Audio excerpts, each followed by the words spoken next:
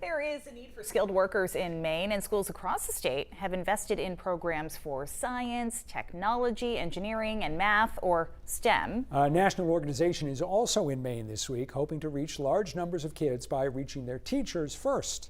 News Center Maine's David Guilford was in Brunswick and found there's no limit to where that organization hopes Maine teachers will go in their pursuit of inspiring future scientists.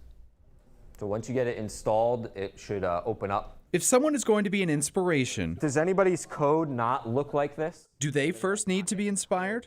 9 teachers from across Maine are in Brunswick this week, ready for inspiration.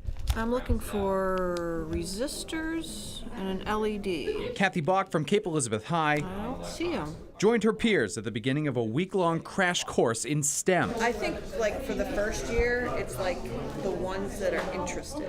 It's run by the national nonprofit Teachers in Space. Here they are with teachers in New Mexico launching weather equipment they had just built. Monday in Brunswick was for coding and soldering, and a speech from a NASA employee. That you can actually go and fill in so that you're still following the steps. Project manager Noah Lugumeno believes they can reach thousands of kids by reaching dozens or hundreds of teachers. Whether it's SpaceX or Blue Origin or even Blue Shift Aerospace here in Maine, what they're constantly saying is we just don't have enough engineers.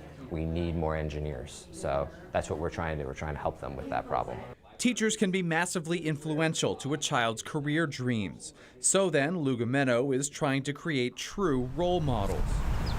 The teachers this week are starting with the very basics of engineering. But when organizers named the program Teachers in Space, they were apparently very serious. Our primary mission is to put teachers onto flights into space and then to return them safely to their classrooms so that they can take that experience and use it to inspire their students to reach for education in aerospace fields.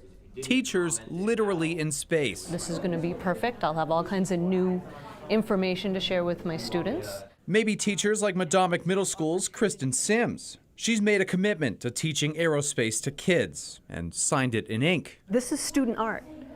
I had a contest. There were like 20 entries of rockets. If she can get the basics down this week, she's well on her way to having kids aim for the stars. In Brunswick, David Guilford, News Center, Maine. Anybody else not able to load up yet? At the end of the week, the teachers will take supplies back to their classrooms so students can build experiments that will eventually be put on a Blue Origin rocket and launched into space. Of course, putting teachers in space is not a new concept. NASA had the idea 4 decades ago and picked New Hampshire school teacher Christa McAuliffe to be the first.